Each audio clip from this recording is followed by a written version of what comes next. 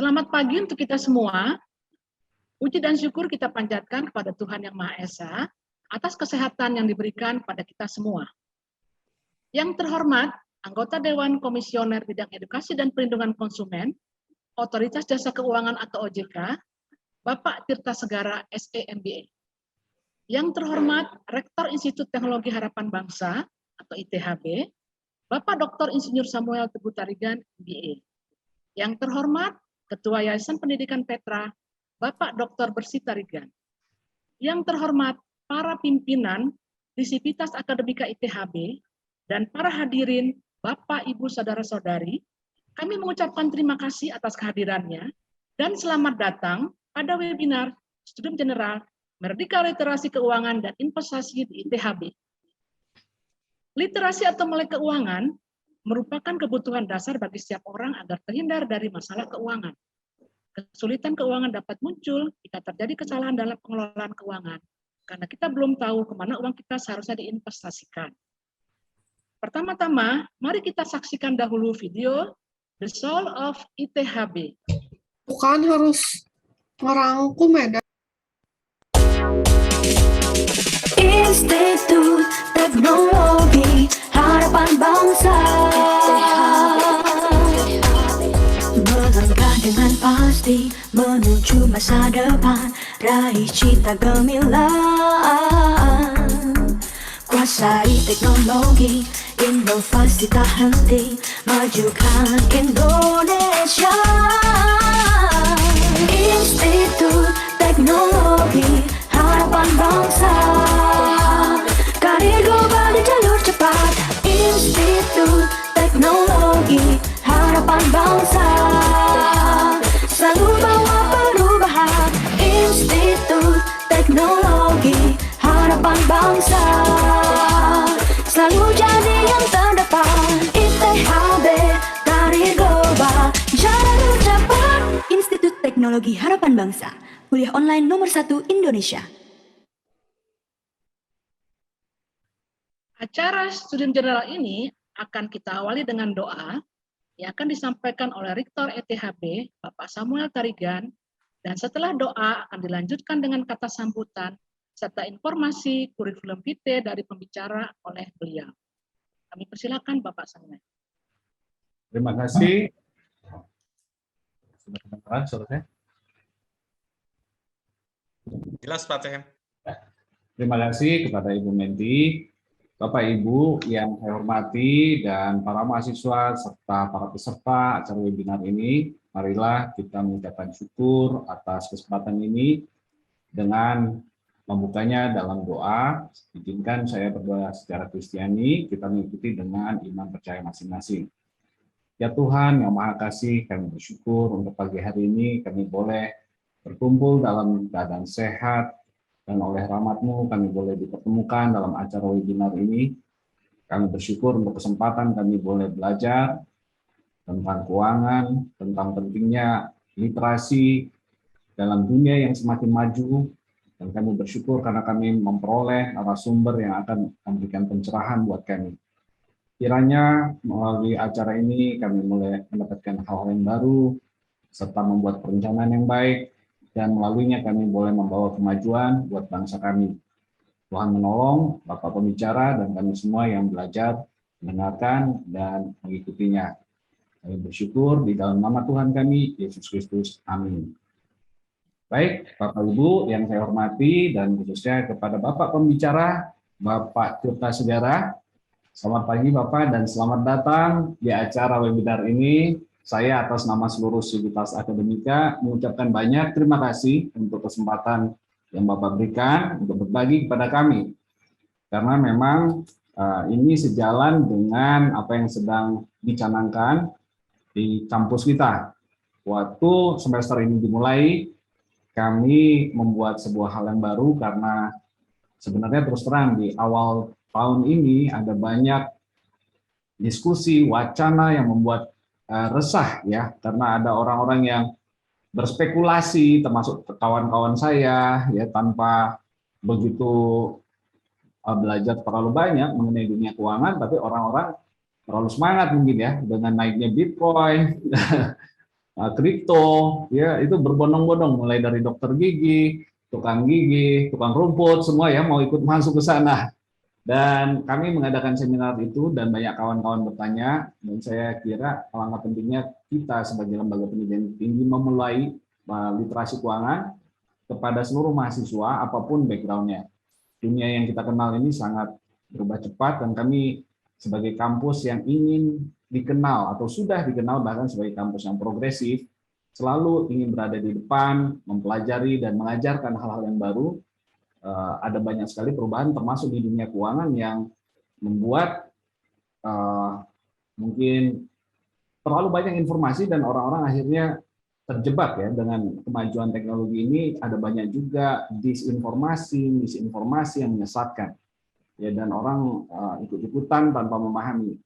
Dan kami sebagai lembaga pendidikan tentu berkepentingan agar lulusan kami sendiri bisa berhasil ya secara profesi mendapatkan income yang baik, tapi lebih daripada itu juga mampu membangun aset mereka sehingga memperoleh penghasilan pasif masa depan yang lebih terjamin, meskipun pada suatu waktu tentu mereka semua harus pensiun.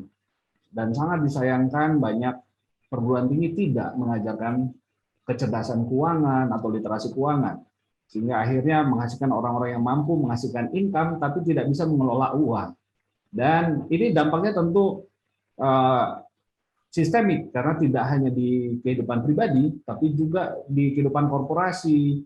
Ketika lulusan-lulusan teknokrat ini, kebetulan kami karena lebih banyak di teknologi ya, di IT, orang-orang yang berprofesi di bidang ini memang sekarang sedang memperoleh banyak kesempatan untuk dapat income yang besar, tapi karena tidak punya literasi keuangan, lagi-lagi menjadi sangat terbatas ya, dan akhirnya ketika mereka dipercaya mengelola keuangan juga tidak dengan cara yang bijak. Kita lihat sendiri skandal-skandal di Indonesia ya, itu terjadi mungkin memang bukan hanya karena pengetahuan, tapi juga karena masalah dengan karakter dan moralitas ya. Tapi ada banyak dana-dana pensiun yang terselewengkan atau diinvestasikan dengan tidak bijak karena dimulai dengan pengetahuan juga yang kurang. Jadi saya merasa sebagai perguruan tinggi, apapun jurusan program studi yang dipilih oleh mahasiswa, seorang sarjana layaknya paham tentang uang dan investasi. Dan tentu akibatnya akan kumulatif kepada negara. Ya, kalau pribadi-pribadi bisa mengalokasikan modalnya ke aset mereka ke sektor produktif, maka negara kita juga akan punya kesempatan untuk menghasilkan return, kemajuan, progress, growth yang baik, ya, tanpa harus terus berutang. Dan tentu ini sangat kontras dengan di negara-negara maju. Tentu Pak Tirta sendiri juga pernah menempuh studi di Amerika Serikat, seperti saya juga melihat bagaimana generasi muda di sana sudah terbiasa ngomong saham, sejak muda, sejak SMA, mereka sudah punya portfolio, sementara kita masih gagap soal itu. Jadi itu sedikit latar belakang kenapa kami mengadakan kelas literasi keuangan, mata kuliah baru untuk semua program studi di THB, dan sebagian kontennya akan disiarkan di YouTube, ya, supaya banyak yang bisa mengambil manfaat.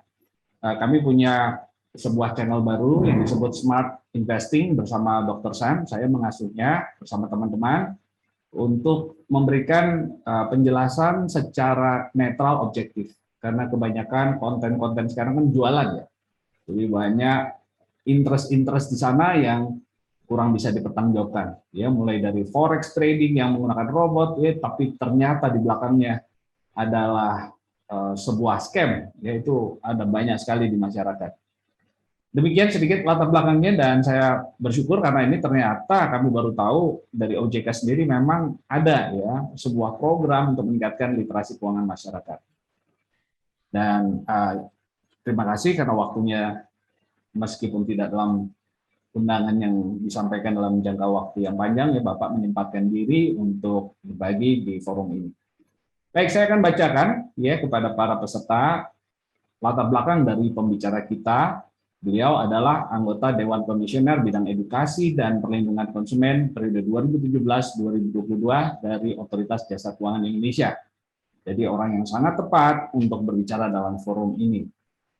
Bapak Tirta Segara lahir di Semarang 6 Juli 1963, senior saya ini, dan mendapatkan gelar sarjana dari jurusan akuntansi Universitas Diponegoro, kemudian mendalami keuangan dengan mendapat gelar Master of Business dalam bidang Finance dan Investment dari The George Washington University pada tahun 1994. Beliau pernah menjabat sebagai Vice President Investment Banking di Victoria Invest, Gubernur di Bank Indonesia, dan Advisor CVG Office di International Monetary Fund, ya, di IMF. Pada tahun 2010, Bapak Tirta menjadi lulusan terbaik Sekolah Staf Pimpinan Bank Indonesia, SSPB, Angkatan 29, dan diangkat menjadi Direktur Pengembangan Perbankan Syariah Bank Indonesia. 2 tahun kemudian, Bapak Tirta Segara dipercaya menjadi Direktur Kerjasama Multilateral di Departemen Internasional Bank Indonesia. Pada awal tahun 2014, Bapak Tirta diangkat menjadi Kepala Departemen Komunikasi Bank Indonesia. Dan pada tanggal 20 Juli 2017, Bapak Tirta ditetapkan sebagai anggota Dewan Komisioner OJK berdasarkan Keputusan Presiden nomor 87/P tahun 2017. Saat ini Bapak Tirta juga anggota dari Advisory Board dari Organization for Economic Cooperation and Development atau OECD, garis miring International Network on Financial Education, INFI, dan Governing Council dari International Financial Consumer Protection Organization atau FinConnect. Demikian ya, latar belakang yang sangat impresif, ya, seorang yang sangat menguasai di bidang ini dan sekarang diberikan amanah, diberikan kepercayaan untuk mengedukasi kita semua. Ya, marilah kita mengikuti acara ini dengan seksama dan kami kembalikan kepada pembawa acara untuk segera atau saya kira langsung saja kepada Bapak Tirta Segara untuk memulai presentasi dan paparannya. Terima kasih atas kesempatannya. Terima kasih Pak Dr. Samuel Tarigan, Bapak Rektor. Yang saya hormati Bapak Rektor dari Institut Teknologi Harapan Bangsa, Bapak Dr. Insinyur Samuel Tarigan, MBA. Yang saya hormati, saya diinfo hadir bersama kita Ketua Yayasan Petra Harapan Bangsa, Dr. Insinyur Bersih Tarigan, para sivitas akademika Institut Teknologi Harapan Bangsa tadi hadir bersama kita. Saya sempat disapa oleh Pak Mike Laurin Hutagalung, kemudian diperkenalkan dengan Pak Roland Silitonga, ada Pak Anggoro, Pak Irwan Tanudireja, dan juga nanti bergabung sepupu saya yang menjadi staf ini lembaga yang saya banggakan juga, Pak Aris Setiawan. Dan Bapak Ibu semua yang hadir pada acara ini, termasuk tadi yang memberikan pengantar MC Ibu Mentiana, serta seluruh mahasiswa peserta webinar pada pagi hari ini. Assalamualaikum warahmatullahi wabarakatuh. Selamat pagi, salam sejahtera untuk kita semua. Om Swastiastu, Namo Buddhaya. Pertama kita panjatkan puji syukur kehadirat Tuhan yang Maha Kuasa atas perkenannya bahwa kita masih dikaruniai kesehatan dan juga kesempatan untuk boleh mengikuti acara webinar bersama, bincang-bincang diskusi mengenai literasi keuangan di dalam acara studium general dari Institut Teknologi Harapan Bangsa dengan judul Merdeka Literasi Keuangan dan Investasi. Bapak Ibu yang saya hormati, tadi saya sudah diperkenalkan dengan sangat generous oleh Bapak Rektor bahwa saat ini saya menjabat sebagai anggota Dewan Komisioner di Otoritas Jasa Keuangan yang membidangi edukasi dan perlindungan konsumen. Bahwa belum banyak masyarakat yang mengenal OJK, kami maklum karena Otoritas Jasa Keuangan ini adalah lembaga baru yang saat ini umurnya baru hampir 10 tahun. Jadi ini adalah kita memasuki era baru dalam pengaturan dan pengawasan sektor jasa keuangan. Nah, OJK ini apa sebetulnya asal-usulnya? Saya perkenalkan sedikit bahwa ini adalah gabungan dari pengawasan perbankan di Bank Indonesia dulu dengan Bapepam atau Badan Pengawasan Pasar Modal dan LK, lembaga keuangan yang ada di bawah Kementerian Keuangan. Digabung jadi satu, 2011 ini menjadi sebuah lembaga namanya Otoritas Jasa Keuangan. Ini jadi kalau melihat misinya ada 3, itu adalah mengatur, mengawasi, dan melindungi. Siapa yang diatur dan diawasi? Semua lembaga jasa keuangan yang ada di Indonesia, termasuk yang melakukan kegiatan jasa keuangan. Yang dilindungi adalah masyarakat dan konsumennya. Nah, ini termasuk OJK ini adalah lembaga yang secara eksplisit diberikan mandat dan sekaligus diberikan amanat untuk memberikan perlindungan kepada konsumen dan masyarakat. Konsumen sektor jasa keuangan. Jadi ini jelas. Oleh karena itu di OJK ada 1 anggota Dewan Komisioner yang memang secara atributif diberikan kewenangan dari undang-undang, yaitu anggota Dewan Komisioner yang membidangi edukasi dan pelindungan konsumen. Yang saat ini saya diberikan amanat untuk menjabatnya. Nah, perlindungan konsumen itu seperti apa? Ini saya akan berikan sedikit. Konsumen dan masyarakat. Konsumen ini kalau menurut pengertian kami adalah masyarakat yang sudah mengakses, sudah membeli produk atau jasa keuangan. Ini konsumen. Nah, yang belum apakah harus dilindungi? Iya, yaitu masyarakat. Perlindungannya seperti apa? Nah, ini ada 2 pelindungannya, ada 2 pendekatan. Pertama, preventif melalui edukasi. Yang kedua, kalau masyarakat ini sudah diedukasi, dia sudah paham, tapi pada saat mengakses membeli produk keuangan mengalami masalah, kalau dia dirugikan oleh lembaga jasa keuangan, nah itu bisa menyampaikan pengaduan kepada otoritas jasa keuangan. Lalu OJK ini harus memberikan fasilitasi untuk penanganan pengaduan. Nah, dua-duanya ini diawasi melalui pengawasan yang namanya pengawasan market conduct. Nah, ada sedikit pengawasan market conduct ini bahwa berbeda dengan pengawasan yang sudah sebelumnya kita ketahui, yang dulu di Bank Indonesia ada pengawasan bank, pengawasan di bidang pasar modal atau lembaga keuangan, itu dulu penekanannya pada pengawasan prudensial, kehati-hatian. Ini untuk melindungi masyarakat juga, investor, deposan, bank, itu kenapa harus diatur dan diawasi? Ujung-ujungnya adalah untuk melindungi para deposan, penabung yang memiliki uang. Karena kalau tidak diatur dan diawasi secara ketat, uang nasabah ini bisa hilang, bisa dirugikan, jadi harus dilindungi. Tetapi pendekatan pengawasannya dulu adalah prudensial, kehati-hatian. Yang dicek itu adalah rasio-rasio kesehatan keuangannya bank. Jadi apakah likuiditasnya cukup, apakah rentabilitasnya masih baik sehingga para deposan itu bisa mendapatkan timbal hasil, dan sebagainya. Rasio-rasio keuangan, manajemen risiko, bahkan manajemen untuk tata kelolanya, semua dicek.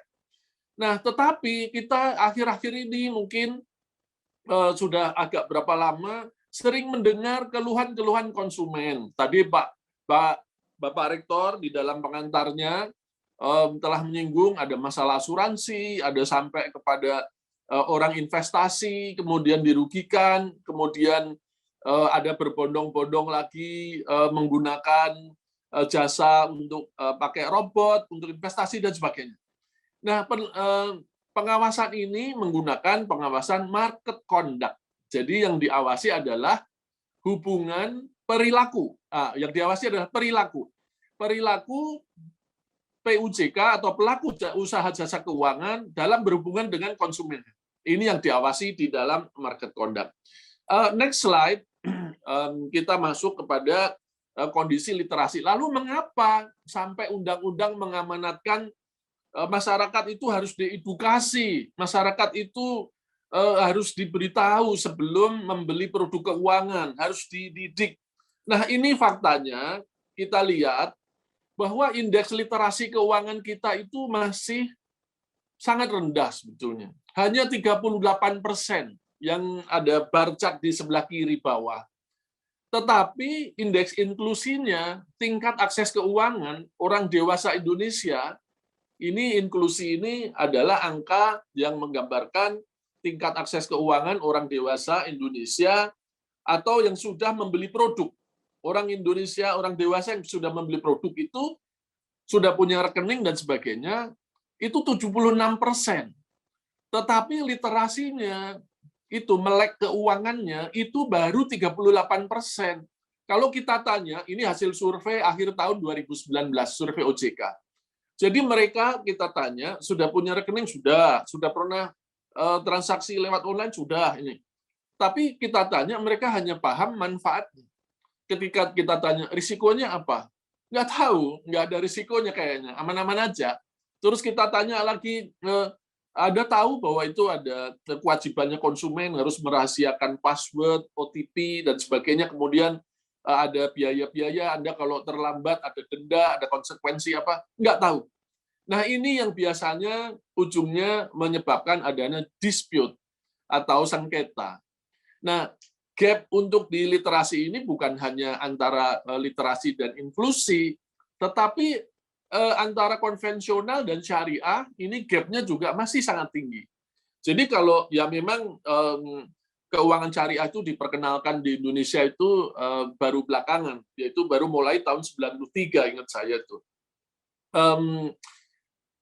Kalau yang konvensional, mereka sudah hampir 38% itu paham. Oh, saya tahu ada bank, ada asuransi, ada ini. Tapi kalau begitu ditanya, Anda tahu nggak bedanya perbankan syariah dengan yang konvensional? Nggak tahu. Nggak tahu. Jadi yang mengenal keuangan syariah itu belum sampai 9%. Jadi gap-nya itu sangat tinggi. Belum lagi antar sektor keuangan, antar subsektornya, yaitu antara yang paham perbankan, paham perasuransian, pegadaian, pasar modal, yang 4,9% di sebelah kanan itu melek keuangan masyarakat kita tentang pasar modal. Hanya 4,9%.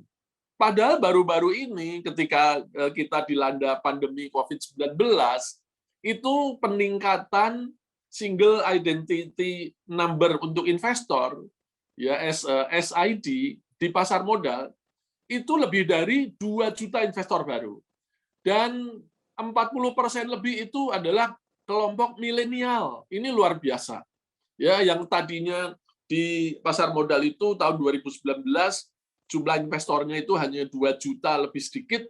Ketika masuk pandemi 2020, 2021 lebih dari 4 juta jumlah investornya di Indonesia itu, di pasar modal Indonesia. Bahkan sekarang, akhir-akhir ini, kurang lebih sudah hampir sekitar 5 juta.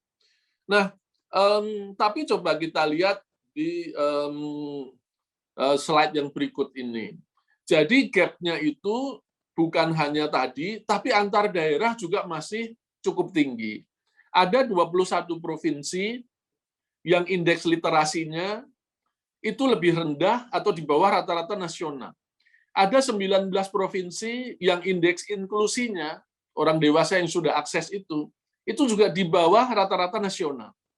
Nah, ini daerahnya, kalau di DKI, Jawa Timur, ini dua-duanya cukup tinggi, baik itu indeks literasinya maupun inklusinya.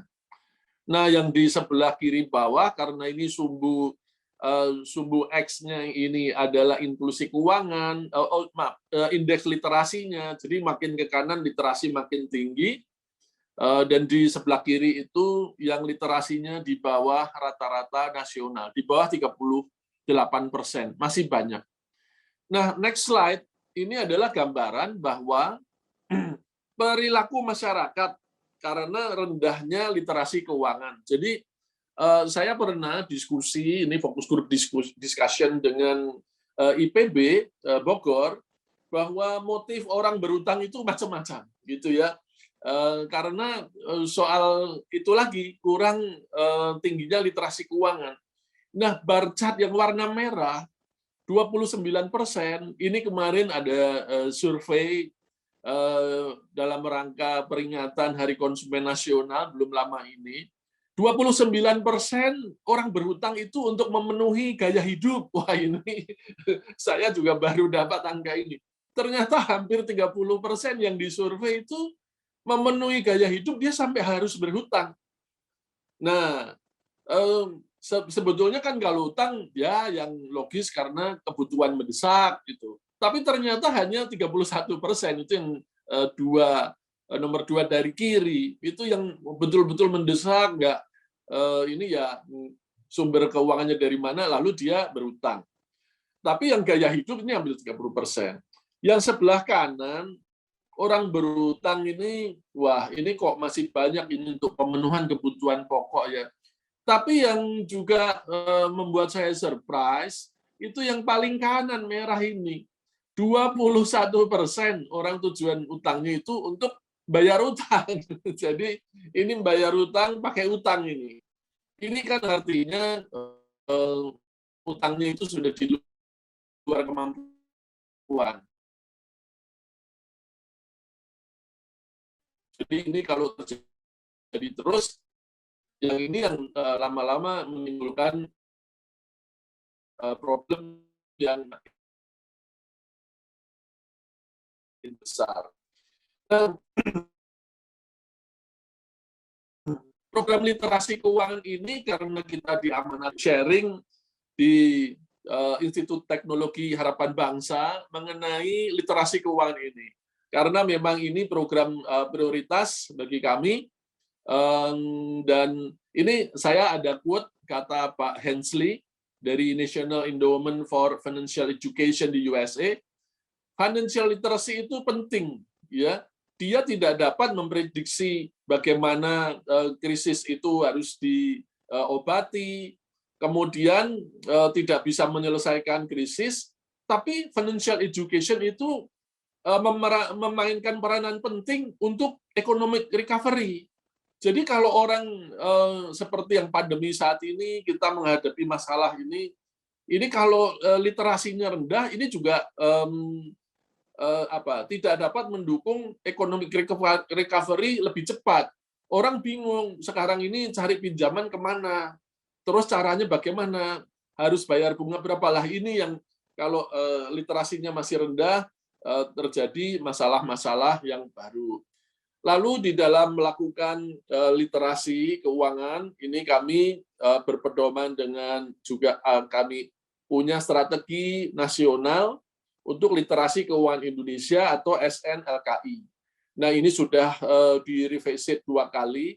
Yang sebelumnya itu sudah diterbitkan, saya lupa, tahun 2013 atau 14, kemudian direvisit 2017. Ini yang revisit kedua kalinya tahun ini.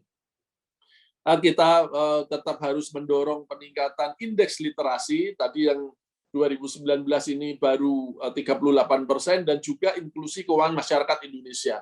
Ini yang akan kita dorong terus. Dengan program strategis hanya ada 3. Yang pertama harus cakap keuangan. Semua orang harus bisa ngitung bunga. Semua orang harus paham dengan perjanjian yang sederhana, utang piutang dan sebagainya, sehingga paham kalau sampai menunggak angsuran dan sebagainya, mereka harus paham konsekuensinya. Kemudian juga mereka harus melek digital. Ini makanya kami senang sekali bahwa di ITHB ini punya concern yang sangat tinggi, karena saat ini semua transaksi keuangan itu mengarah pada digitalisasi. Jadi kalau literasi keuangannya pun sudah tinggi, itu perlu didukung dengan literasi digital. Karena kalau tidak, masih ada risiko di transaksi-transaksi keuangan. Kemudian sikap dan perilaku keuangan yang bijak. Jadi kalau saya pernah menjabat sebagai Kepala Humas Bank Indonesia, itu untuk peningkatan pemahaman itu, untuk sosialisasi itu, pertama kita tingkatkan awareness. Ini saya senang sekali, ini kita sudah awareness, kemudian kita tingkatkan knowledge. Setelah aware bahwa ini penting, knowledge kita mesti lebih tinggi. Harus belajar manajemen risiko keuangan. Apa sih bedanya kalau investasi di saham, kemudian di reksadana yang isinya itu adalah portfolio, kombinasi berbagai saham dan surat berharga lainnya. Kemudian bedanya kalau saya investasi di emas, kemudian uang tunai dan sebagainya, ini kita knowledge itu sangat penting. Setelah itu kita harus bijak. Nah, kalau setelah bijak, baru kita nanti bisa, setelah kita punya kebijakan di keuangan, baru kita menjadi apa? Kita bisa sharing tentang bagaimana perilaku yang benar kepada orang lain. Baru program strategis yang ketiga ini kita tingkatkan akses keuangan. Baik, yang slide berikutnya, di dalam melakukan literasi keuangan, ini dari revisit yang tadi, ternyata materi untuk edukasi keuangan, literasi keuangan itu tidak bisa diberikan secara umum. Kami setelah beberapa tahun paham sekali, materi itu harus disesuaikan dengan tingkat umur masing-masing audiens. Jadi pendekatannya itu life cycle. Jadi anak-anak PAUD, SD, SMP, SMA ini mereka punya kebutuhan keuangan sendiri yang berbeda dengan anak-anak mahasiswa. Nah, kalau yang di SD, SMP, SMA itu mereka kebutuhannya tabungan yang mudah diakses, mudah membayar, yang tabungannya kecil-kecil tapi biayanya rendah. Nah, anak-anak perguruan tinggi, adik-adik mahasiswa itu kebutuhannya beda lagi. Sudah mulai belajar investasi. Kemudian digitalisasinya sudah sangat tinggi. Bahkan untuk calon pengantin, kami ini sedang dalam proses menerbitkan buku saku calon pengantin, karena kalau berdasarkan survei dan juga masukan-masukan, ini banyak orang yang mau menikah tapi tidak tahu nanti bagaimana mengelola keuangan rumah tangganya. Para profesional itu beda dengan rumah tangga. Kalau kebutuhan mengelola keuangannya, profesional itu mereka harus paham betul produk-produk keuangan secara spesifik, asuransi jiwa, unit link, kemudian saving plan atau yang lain-lain, mereka harus paham betul. Sampai kepada pensiunan. Pensiun itu kita menikmati hidup, mengelola uang kita seperti apa harusnya. Dan itu tidak bisa dikelola mendadak. Saat sudah pensiun baru saya mau ini ya, aduh itu too late. Kita harus sudah paham dari awal. Selain itu, kita juga menggunakan maskot. Ini adalah maskot OJK yang dulu hanya ada 2 anak muda, namanya Sikapi. Sekarang kita rebranding dengan menggunakan keluarga Sikapi. Karena masing-masing anggota keluarga ini mencerminkan kebutuhan keuangan yang berbeda-beda. Ini misalnya ibu itu pegawai negeri, kemudian hasil income-nya itu rutin, mungkin besarnya juga tertentu, tetapi seorang ayah yang dia adalah pengusaha, kemudian income-nya itu tidak rutin, kadang-kadang besar sekali, kadang-kadang ada pasang surutnya, sehingga pengelolaan keuangannya pun beda. Termasuk untuk artis, untuk dokter, itu yang income-nya itu tidak rata sepanjang tahun. Jadi edukasi keuangan pun menggunakan maskot audiens yang beda-beda. Nah, kita juga perkuat infrastruktur untuk literasi keuangan. Kita melakukan edukasi melalui sarana digital, termasuk webinar pada saat ini yang sedang kita lakukan. Ini pelatihan-pelatihan juga sekarang banyak sekali dengan aplikasi-aplikasi digital. Nah, kami menggunakan Learning Management System DOJK. Ini yang sudah dipasang DOJK ini ada 9 modul. Pertama, pengenalan OJK, tadi sedikit saya sampaikan, dan langsung waspada investasi ilegal. Tadi Pak Rektor juga sudah menyinggung dalam sambutan Bapak Rektor bahwa banyak tawaran-tawaran yang menjanjikan keuntungan besar, tapi ternyata itu adalah lembaga-lembaga yang ilegal, tidak berizin dan tidak terdaftar di OJK, jadi tidak diawasi. Dan ini masyarakat harus tahu, kita harus terus melakukan sosialisasi karena ini terus-menerus ada, terus sudah ditutup, muncul lagi. Perencanaan keuangan, ini untuk kita, untuk pribadi, untuk rumah tangga, untuk perusahaan, dan sebagainya. Kemudian modul-modul yang basic, perbankan, pasar modal itu apa, asuransi apa, lembaga pembiayaan atau yang biasanya disebut leasing company, multi finance, ini apa bedanya, dana pensiun, pergadaian, dan fintech. Nah, yang sebelah kanan ini adalah yang sudah kita lakukan. Kita juga kolaborasi dengan influencer, kemudian kita tampilkan video-video animasi, ILM, karena itu tadi, different audience needs different language, untuk engage di program edukasi keuangan ini supaya menarik. Sehingga kami juga menggunakan video-video pendek yang untuk usia berbeda, videonya berbeda. Nah, saya senang sekali pada hari ini bisa sharing dengan akademisi dan para mahasiswa. Kenapa literasi keuangan bagi generasi muda ini sangat penting? Karena generasi muda ini adalah critical economic players. Pada tahun 2020 ini, 1 dari 2 penduduk Indonesia ini generasi muda. Kita punya sekitar 145 juta generasi muda. Jadi mereka ini karena economic players, mereka harus cakap keuangan supaya negara ini cepat maju. Tingkat literasi keuangan yang rendah. Nah, ini survei tahun 2019. Ini untuk anak SMA sampai mahasiswa awal-awal, ini usia 15 sampai 17 tahun. Tingkat literasi keuangan ini jauh lebih rendah dari tingkat nasional yang 38%. Jadi kita pengen dorong supaya ini naik. Nah, alhamdulillah dengan survei-survei yang interim saat ini, untuk yang mahasiswa sampai yang mau lulus itu literasinya sudah sangat tinggi. Sudah paling tidak menyamai rata-rata literasi keuangan nasional. Kemudian yang ketiga, mengapa ini penting untuk generasi muda? Karena generasi muda itu secara finansial itu lebih rentan. Mereka itu sering menghabiskan uang untuk kesenangan daripada menabung atau investasi. Nah, ini karena kita ada dalam era pandemi, para mahasiswa generasi muda ini sulit bepergian, travelingnya sangat terbatas, lalu uang yang mereka punya akhirnya dialihkan untuk ditabung atau diinvestasikan di pasar modal. Oleh karena itu, tadi di depan saya sampaikan bahwa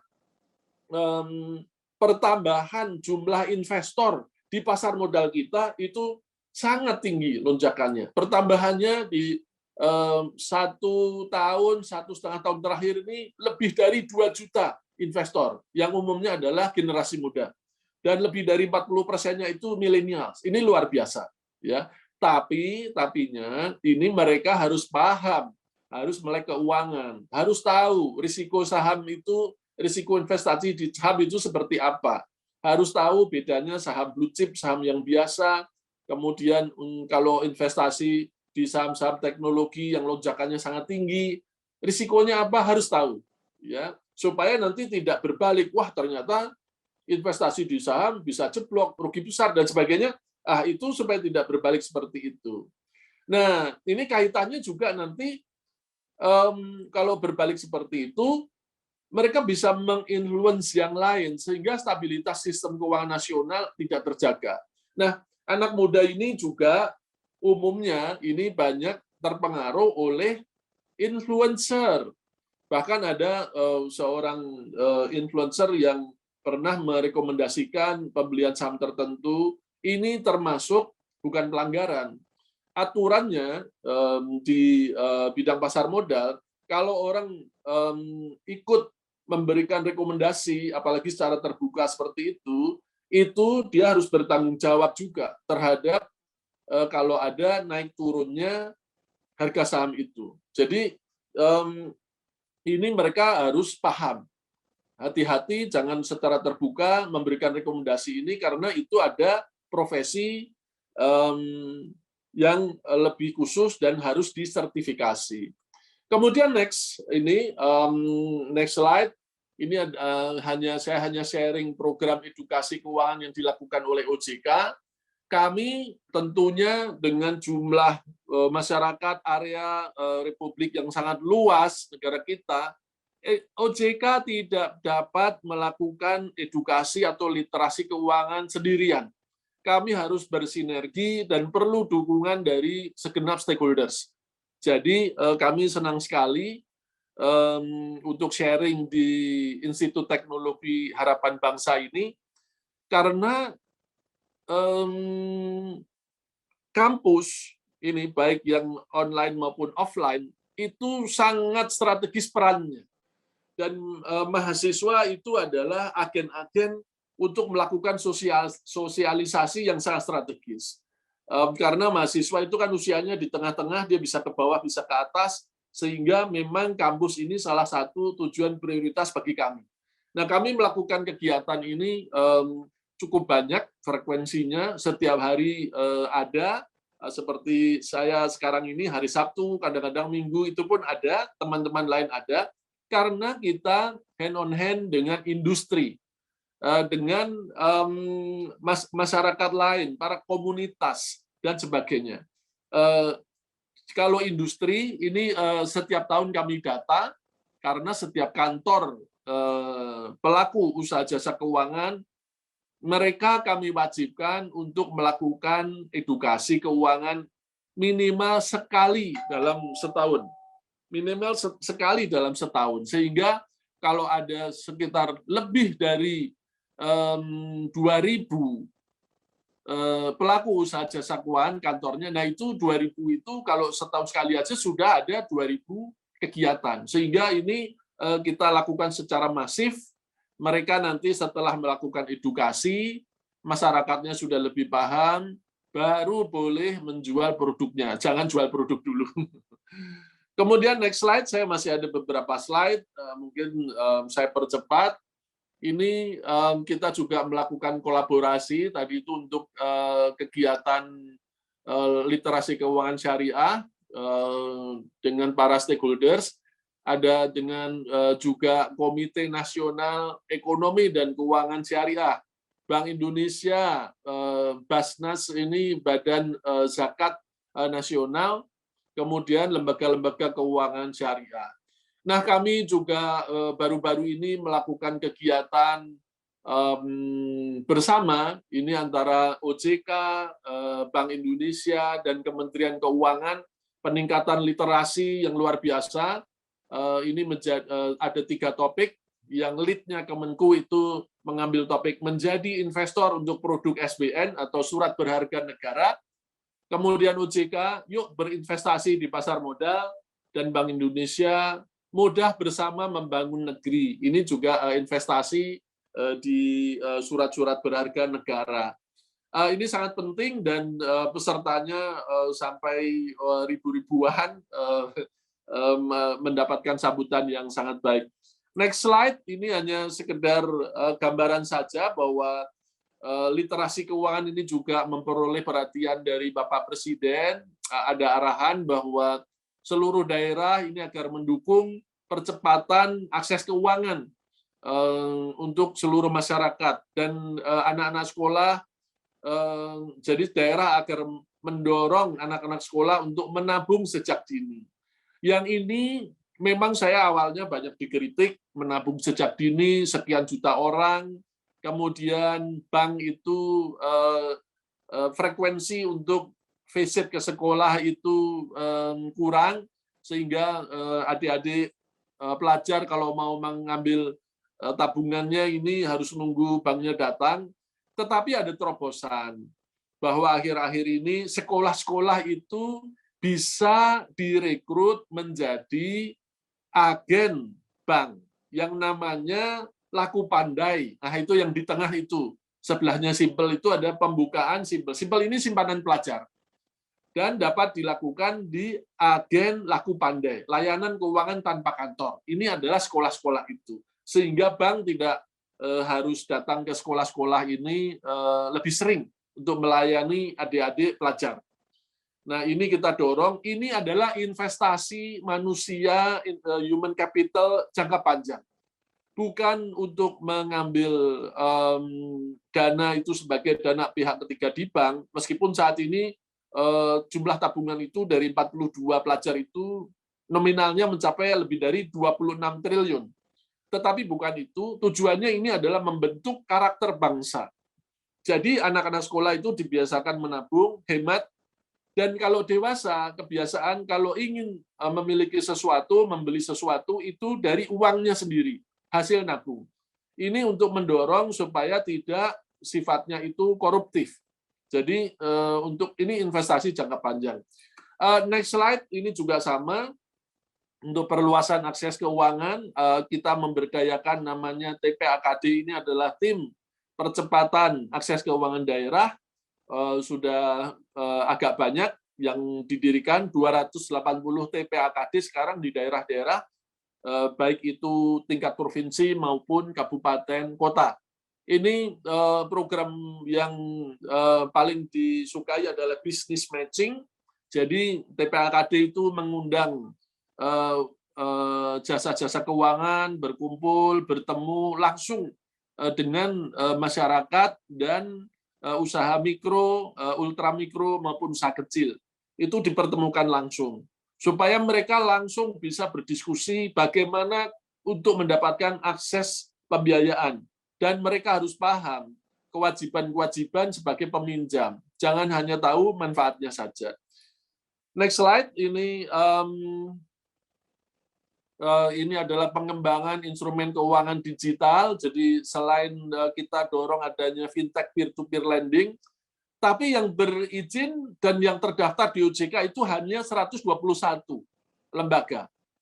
Nah, selain itu ada yang namanya securities crowdfunding. Karena fintech peer-to-peer lending ini terbatas, untuk usaha UMKM ini kita juga dorong pembukaan securities crowdfunding atau layanan urun dana berbasis teknologi. Kalau ini crowdfunding ini jumlahnya bisa besar, pemodalnya ini sekarang sudah banyak yang mendanai itu, dan pinjamannya itu bisa mencapai 10 miliar rupiah. Nanti bisa kita diskusikan lagi. Yang slide berikutnya ini saya ingin menggarisbawahi lagi sebelum kita akhiri, bahwa kita harus tetap waspada dengan investasi ilegal. Tawaran-tawaran itu masih banyak. Tadi di awal sudah disinggung oleh Bapak Rektor juga. Nah, ini dari tahun 2018, atau saya ambil dari tahun 2020 saja deh, itu sudah ditutupnya itu lebih dari 1.000 investasi ilegal. Fintech ilegal, pinjol ilegal, dari tahun 2020 sampai sekarang sudah lebih dari 3.000 yang ditutup. Tapi terus bermunculan, tiap hari ada aja tawaran yang ilegal ini. Gadai sama. Nah, ciri-cirinya ada di sebelah kanan, keuntungannya dijanjikan keuntungannya selalu besar, ada bonus, kemudian dia juga pakai influencer, kemudian janjinya aman, bisa dicairkan setiap waktu tanpa risiko. Tapi yang terakhir ini yang penting, legalitasnya tidak jelas. Legalitasnya tidak jelas. Lalu bagaimana mengecek legalitas yang tidak jelas ini? Nah, ini next slide. Itu bahwa yang pertama, pastikan kalau meminjam, masyarakat itu harus sesuai kebutuhan dan kemampuan membayar. Jadi harus bijak. Ini sikap bijak itu yang harus kita dorong. Jangan meminjam lebih dari kemampuan. Kemudian pilih fintech atau tadi kalau ada investasi tawaran, harus yang berizin dan yang terdaftar di OJK. Caranya gimana? Bisa telepon ke kontak OJK 157. Ini tapi ini business hour saja, ini hari kerja, jam kerja. Ya, bisa ditelepon nomornya 3 digit 157 ditanya apakah lembaga ini legal atau ilegal. Kalau yang bisa melayani ini, kalau telepon sulit karena anak muda sekarang tidak banyak yang mau menelpon. Senangnya pakai WA. Coba Bapak Ibu, adik-adik mahasiswa invite WA ini 081 157 157 157. Nah, ini 081 157-nya 3 kali. Nah, kalau sudah ketemu, sudah ikonnya kontak 157 itu muncul seperti di tayangan ini di sudut kanan atas, kontak 157, boleh dicoba. Ya, coba saja diketik misalnya dana cepat, cash cepat, isi cash, nanti ada kredit pintar, kantong cash, itu banyak sekali. Apakah lembaga-lembaga itu ilegal atau legal? Bisa dicek di sini. Mudah sekali. Ya, untuk yang pertanyaan yang simpel, ini WA ini dijawab oleh robot, dan kalau ingin diskusi dengan para agen kontak OJK, mohon bisa menelpon di kontak 157, ini pulsanya lokal, itu jam kerja. Ini yang menjadi yang ingin saya tekankan, 2L, legal dan logis. Jadi tawaran-tawaran itu kalau sudah tidak logis, hati-hati. Ya, cek legalitasnya. Kalau tidak legal, saran saya jangan berhubungan dengan fintech atau investasi yang ilegal. Jangan berhubungan. Ya, karena mereka ilegal, tidak berizin, tidak terdaftar di OJK, kami tidak mengawasi, kami tidak bisa mengenakan sanksi kepada mereka. Jadi kalau ketemu, kami berhubungan dengan Satgas Investasi Ilegal, Satgas Waspada Investasi, mohon maaf, bisa langsung ditutup.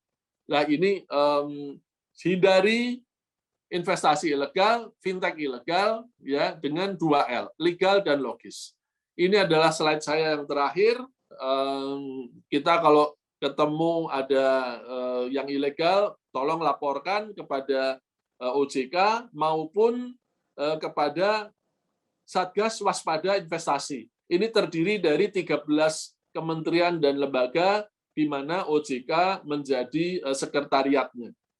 Demikian yang bisa saya sampaikan, Pak Rektor, dalam waktu yang singkat. Mudah-mudahan bermanfaat dan memberikan gambaran awal sebetulnya seberapa penting edukasi keuangan ini, kemudian juga cakupan yang kita sampaikan, kewenangan, amanat yang diberikan oleh undang-undang kepada otoritas jasa keuangan, sehingga kita melakukan perlindungan konsumen. Yang perlindungan konsumen saya garis bawahi lagi dengan 2 pendekatan, yaitu preventif, seperti yang kita sedang lakukan saat ini adalah dengan melakukan literasi keuangan, karena literasi keuangan masyarakat yang tinggi, kalau mereka itu punya literasi keuangan yang tinggi, masyarakat bisa melindungi dirinya sendiri dengan pengetahuan yang cukup tadi, cukup dan cakap. Nah, yang kedua, yang pendekatan kuratif, kalau misalnya kita sudah paham dengan produk-produk keuangan, tetapi nanti waktu investasi ternyata ada masalah, nah itu bisa mengajukan pengaduan kepada pelaku usaha jasa keuangan, juga kepada OJK untuk difasilitasi penyelesaiannya. Demikian Bapak Rektor yang bisa kami sampaikan. Mohon maaf bila ada kekurangan, mudah-mudahan bermanfaat. Bisa saya kembalikan kepada MC atau ke Pak Rektor. Terima kasih. Wassalamualaikum warahmatullahi wabarakatuh. Salam. Terima kasih banyak Pak Tirta. Saya kira apa yang disampaikan ini sangat berharga, relevan, ya, dan menjadi dorongan ya buat kita semua yang mengikuti acara ini. Ternyata pemerintah kita sudah sangat memikirkan, ya. Demikian juga undang-undang sudah menetapkan bahwa memang ini menjadi sebuah prioritas untuk meningkatkan literasi. Dan kita cukup bangga karena kita inline ya dengan program yang sedang terjadi, dan mungkin belum banyak juga ya lembaga-lembaga pendidikan yang berinisiatif untuk membuat kurikulum khusus, ya. Dan kami sekali-sekali mohon diberikan kesempatan untuk mengundang kembali untuk topik-topik tertentu, Pak. Ya. Baik, dengan senang hati, Bapak. Karena mungkin memang bidang keuangan ini sangat luas ya. Kita bisa mengambil sampai S2, S3 itu memang dalam dan lebar gitu ya, seperti luas gitu. Jadi yang berjualan itu segala macam air laut ada gitu, dan orang bisa nggak ngerti ini dari sebelah mana ini. Dan pertanyaan kalau boleh saya langsung bertanya dulu Bapak ya, Baik. sambutan yang sangat isi yang sangat baik tadi, tapi juga membuka pertanyaan satu mengenai banyaknya investor muda ya. Itu saya baru sadar juga, dan memang pandemi ini pasti sangat memicu orang nggak ada kerjaan, nggak tahu mau buka usaha apa, akhirnya uang nganggur dan memikirkan alternatif-alternatif untuk investasi mereka. Nah, apakah dari OJK bekerjasama dengan atau memiliki wewenang untuk segala jenis investasi, Pak? Ya, karena Bapepti untuk komoditi, termasuk kripto, yang kelihatannya lembaga yang berbeda, ini kita sebagai masyarakat mungkin harus belajar dari beberapa sumber yang terpisah, begitu ya, dan memang inovasi akan bertambah terus. Apakah yang dilaksanakan oleh OJK ini dimaksudkan sebagai edukasi secara komprehensif untuk segala jenis investasi? Ya, karena pada akhirnya investor tidak melihat saya harus ke OJK kah atau harus ke Bapepti, lihat aturan properti, lihat aturan tentang segala macam ya. Karena bagi seorang profesional yang sudah mulai mengumpulkan uang, ya sebagaimana para mahasiswa kita harapkan dalam beberapa tahun ke depan, mereka mungkin tidak punya banyak waktu untuk mempelajari seluruhnya. Mungkin ada informasi mengenai hal ini atau saran Bapak tentang bagaimana kita bisa membantu pemerintah meningkatkan edukasi tentang berbagai jenis, karena ini nggak hanya saham, nggak hanya satu dua produk, tapi memang bertambah terus dan bertambah kompleks ya, termasuk produk derivatif ya, futures itu banyak orang nggak ngerti, ikutan aja langsung, option ikut juga semua ya, dan korbannya tentu banyak ya. Dan saya paham ya, ini luar biasa beban yang diberikan kepada Pak Tirta dan teman-teman ini. Saya aja ngambil S2 di bidang ini dan S3 juga lama belajarnya gitu ya, apalagi masyarakat gitu ya, mau diedukasi sebanyak ini gitu. Silakan Pak, saya ingin mendengar. Langsung saya respon Pak Sam. Ya, silakan Pak. Ya, terima kasih Pak Sam pertanyaannya. Ini sangat penting saya kira. Jadi kalau dari nama lembaganya, Otoritas Jasa Keuangan, jadi otoritas kami ini terbatas hanya di sektor keuangan, Pak. Yang pertama itu. Jadi hanya investasi produk-produk keuangan di pasar modal yang sifatnya keuangan. Jadi instrumen efek, kemudian semua yang ditransaksikan di bursa efek itu kewenangan OJK. Jadi yang sifatnya keuangan. Nah, kalau yang sifatnya itu futures, option, sepanjang itu derivatif dari produk keuangan, itu masih dalam kewenangannya OJK. Tapi kalau futures, option itu adalah komoditi, itu di Bapepti, yang mengelola bursa komoditi. Nah, yang banyak menjadi pertanyaan, itu adalah cryptocurrency ini domainnya siapa ini? Namanya kok currency, ini uang. Nah, cryptocurrency ini kripto. Kalau definisi uang, yang pengertian uang itu menurut di Bank Indonesia, uang itu harus jelas penerbitnya. Itu baru kita akui, itu namanya uang. Selalu ada otoritasnya. Kalau rupiah itu otoritasnya Bank Indonesia. Kalau US dollar otoritasnya The Fed. Kemudian pound sterling itu Bank of England dan sebagainya. Jadi meskipun dia central bank atau dia currency board atau kerajaan, Kuwait itu uangnya dinar, otoritasnya kerajaan ini. Jadi pasti ada otoritasnya. Sekarang kripto, ambil contoh Bitcoin, itu tidak jelas siapa otoritas penerbitnya. Sehingga ya kalau uang seperti rupiah, US dollar, euro, itu kalau dia value-nya bergejolak, itu diintervensi oleh otoritas. Rupiah kalau terlalu rendah, terlalu kuat, diintervensi oleh otoritas. Bitcoin tidak ada otoritasnya, jadi dia tidak ada yang mengintervensi. Oleh karena itu, karena dia itu tidak ada otoritasnya, yang penerbitnya tidak jelas, menurut Bank Indonesia dia tidak diakui sebagai uang, sehingga tidak diatur dan tidak diawasi oleh Bank Indonesia. Pertama itu.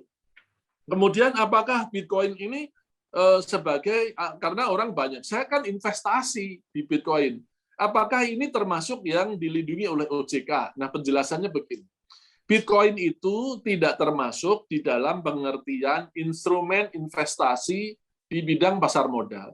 Karena instrumen investasi di pasar modal itu bentuknya itu efek. Ya, efek itu surat berharga di mana ada underlying asetnya di balik surat berharga itu.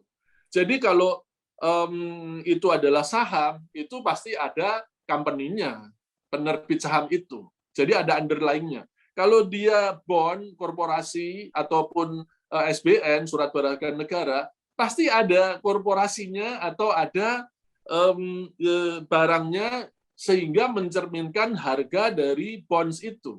Return-nya berapa, dan sebagainya. Itulah efek, itulah instrumen di bidang pasar modal. Sekarang kita lihat Bitcoin.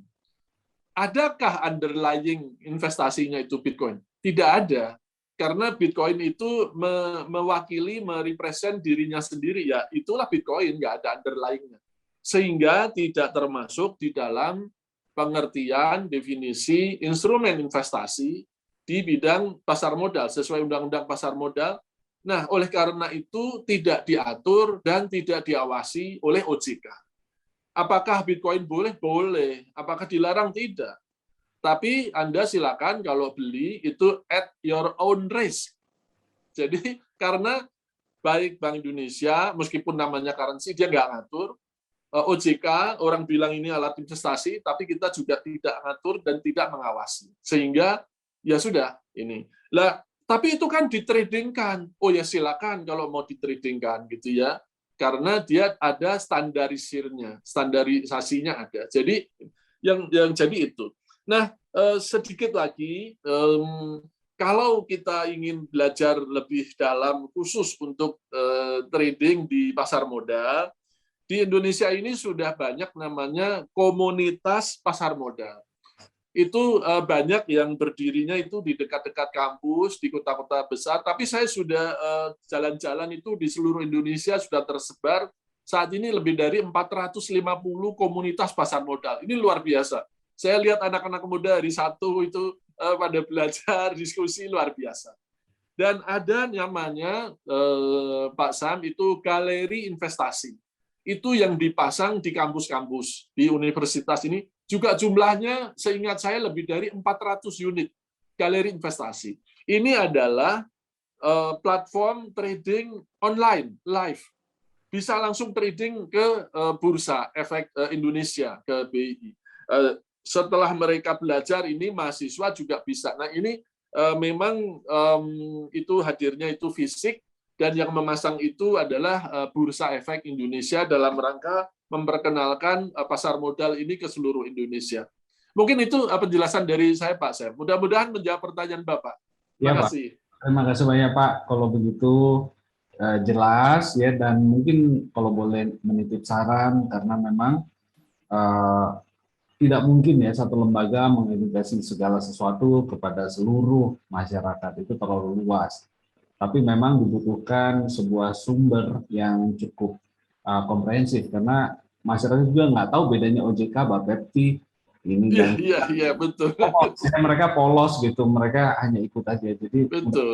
Memang banyak pengaduan masyarakat ya. Investasi di kebun kurma, investasi di real estate, investasi apa? Ketika ada masalah diadukan ke OJK. Nah, baru saya beri penjelasan. Kami ini otoritasnya hanya jasa keuangan. Kalau yang kebun, pertanian, kemudian investasi yang lain, kami mohon maaf nggak bisa memfasilitasi pengaduannya. Itu Pak. Ya. Terima kasih Pak. Baik, Kak, saya kembalikan ke Ibu Mentiana. Pasti ada sudah banyak yang ingin bertanya. Kita berikan kesempatan. Baik, terima kasih Pak Tirta Segara dan Pak Samuel. Kita telah menjelaskan penjelasan luar biasa dan sangat bermanfaat dari Pak Tirta Segara. Baik, sebelum kita melanjutkan sesi tanya jawab, kita akan menyaksikan dahulu launching mata kuliah yang baru dibuka di ITHB, yaitu mata kuliah Literasi Keuangan dan Investasi, sebagai partisipasi ITHB dalam meningkatkan literasi keuangan dan investasi kepada mahasiswa khususnya dan kepada masyarakat.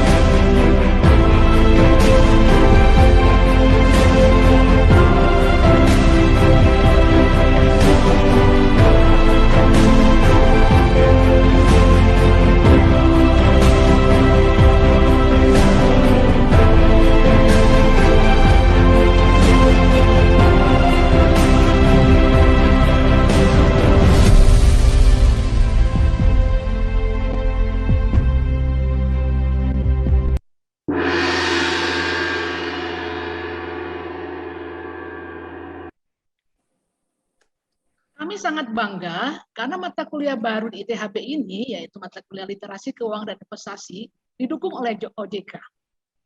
Bersama ini pula kami informasikan bahwa dukungan OJK juga telah dibuktikan dengan pemberian sebuah buku kepada ITHB dengan judul buku seri literasi keuangan tingkat perguruan tinggi.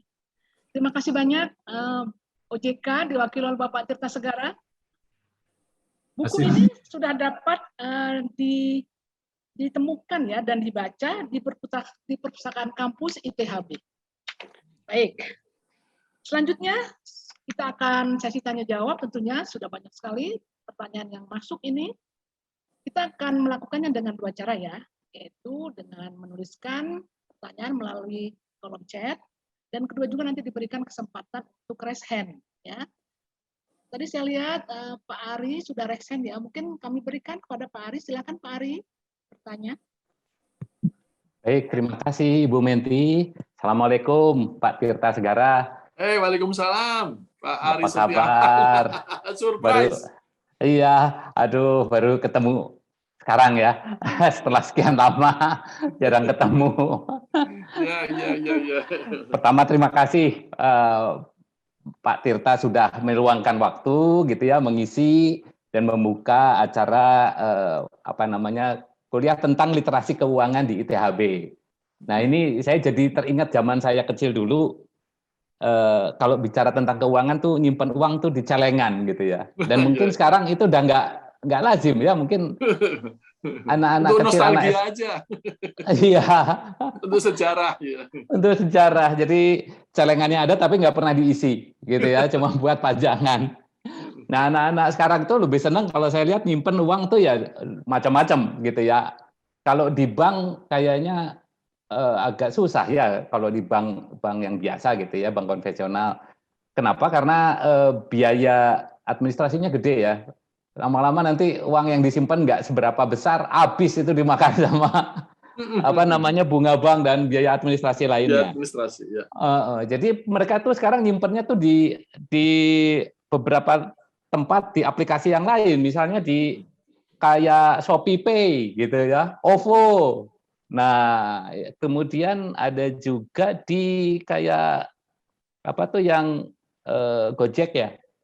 Itu kan GoPay gitu ya, disimpan di situ. Nah, itu juga kan artinya mengelola keuangan meskipun nggak ada bunganya ya di situ ya. Ya, tapi setidaknya tidak terkikis lah dananya di situ. Nah, itu apakah juga termasuk yang dikelola juga oleh OJK? Itu. Terima kasih, Pak Tirta. Bu Menti, apakah langsung saya respon? Silakan Pak. Ya, makasih Pak Ari, pertanyaannya luar biasa ini. Ketahuan dia punya anak-anak muda ini. Bentar lagi malah punya cucu itu. Cucunya udah pakai e-money. Iya. Baik. Jadi begini, Pak Ari, ini OJK ini otoritas jasa keuangan. Jadi produk-produk keuangan. Nah, ada satu otoritas lagi untuk yang sistem pembayaran, yaitu otoritasnya Bank Indonesia. Jadi Bank Indonesia kan otoritas yang menerbitkan uang tadi. Jadi semua yang terkait dengan uang, sistem pembayaran, itu otoritasnya di Bank Indonesia. Kalau yang jasa keuangan, produk keuangan, ya tadi itu investasi-investasi itu otoritasnya itu adalah OJK. Ya, memang ada irisan antara kewenangan Bank Indonesia dengan kewenangannya OJK. Misalnya ada sebuah lembaga namanya bank, dia menerbitkan kartu kredit, dia menerbitkan e-money, lalu siapa yang ngawasi? Ya ini tidak bisa dihindari, ini dual licensing. Karena banknya sebagai lembaga jasa keuangan yang mengawasi OJK, tetapi produknya, karena ini produk sistem pembayaran, kartu kredit ini kan untuk pembayaran nih, bukan investasi. Lalu e-money, lalu tadi itu yang GoPay, dia masuk di ShopeePay, apa ini, semuanya untuk sistem pembayaran, itu otoritasnya Bank Indonesia. Lalu apakah bisa mengadu ke OJK? Bisa, karena itu lembaganya diatur dan diawasi oleh OJK. Tetapi nanti kalau sampai di produknya, itu kita koordinasi dengan Bank Indonesia. Jadi nanti yang akan menyelesaikan pengaduan di sana. Misalnya, ini ShopeePay saya di debit kok saya nggak belanja, tapi kok ada yang hilang. E-money saya tap di pintu tol 1 kali, ke debit 5 kali. Nah itu e-money-nya yang menerbitkan bank, banknya kan diawasi OJK. Jadi IT-nya juga diawasi OJK.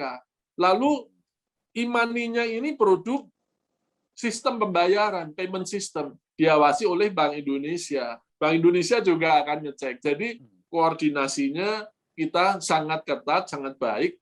Ya bahkan kita sering dijuluki twin institution, kita lembaga kembar, dan de facto kantor saya sampai sekarang masih nebeng di Bank Indonesia.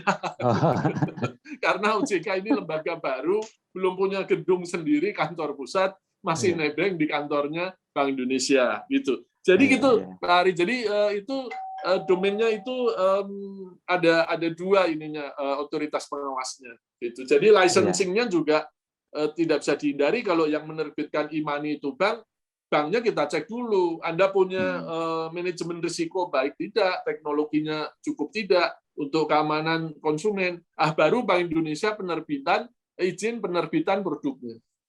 Mudah-mudahan menjawab, Pak Ari. Baik, ya. baik. Nanti Terima bisa kasih, kita Pak Tirta. bilateral secara kekeluargaan. Ya, baik. Baik, terima kasih Pak Tirta. Terima kasih pertanyaannya, baik sekali nih. Baik, Pak Tirta, ini sudah banyak sekali yang masuk pertanyaan ya Pak ya. Dari mahasiswa ITHB, ada dari mahasiswa ITHB, ada juga yang dari luar ITHB, ini ada yang dari Tegal ya. Oh ya. Ada yang dari Tegal. Nah, karena banyaknya pertanyaan, saya tadi sudah analisis ya, kira-kira ada yang bertanya tentang tadi investasi ilegal. Mungkin tadi sudah cukup dibahas ya dengan pertanyaan dari Pak Rektor dan juga Pak Ari. Kemudian juga apakah semua lembaga pembiayaan sudah terdaftar? Kira-kira kelompoknya gini ya Pak ya. Terus juga apakah OJK bisa menindaklanjuti ke ranah hukum ya atau kantor polisi bila ada investasi yang bodong? Tadi udah dijawab ya menurut saya. Kemudian ada tujuan investasi dan juga regulasi robot trading. Nah, jadi saya mau mungkin mulai dari ini aja ya Pak ya, mengenai tujuan investasi Pak. Ya. Ini ada yang bertanya Pak dari Alexander Reminarso ya, dari mahasiswa kita Pak. Ya. Saya mau bertanya, jika kita memiliki uang yang dapat disisihkan, sebaiknya diinvestasikan kemana? Begitu Pak. Baik, langsung saya respon. Ya Pak, silakan Pak. Ya, baik. Terima kasih Bu Menti. Ini Alexander, terima kasih pertanyaannya bagus sekali. Tapi saya jawabnya agak sulit ini sebagai konsultan keuangan. Jadi begini, investasi itu nanti kita bisa bahas tersendiri. Ini menarik ya. Mungkin ada satu sesi khusus soal investasi. Jadi investasi itu yang pertama begini, tergantung dari income stream kita. Apakah income kita itu rutin, kita gajian, kita pegawai gajian tiap bulan, sehingga mudah sekali dihitung setiap bulan saya mesti sisihkan uang sekian untuk investasi. Ya, nah yang seperti itu investasinya itu di apa? Nah, biasanya kalau yang gajian rutin, kita pandemi pun masih gajian, kemudian itu. Jadi kebutuhan kita kan dicukupi dengan yang gaji rutin itu. Pilihan investasinya bisa yang lebih long term, jangka panjang. Jangan yang diambil-ambil. Tetapi return-nya, imbal hasilnya jauh lebih tinggi karena nggak kita ambil-ambil dan pilihannya jangka panjang. Banyak lah nanti ya. Tapi nanti kalau saya tidak bisa menjawab apakah pilihannya itu saham, reksadana, atau SBN, dan sebagainya. Itu nanti ada ininya lagi. Anda termasuk, selain tadi income, Anda termasuk golongan orang yang risk appetite-nya tinggi, atau yang risk averse, gitu ya, risk taker atau risk averse. Kalau yang risk averse, aduh jangan yang berisiko deh, return-nya agak rendah, tapi yang penting aman, gitu ya.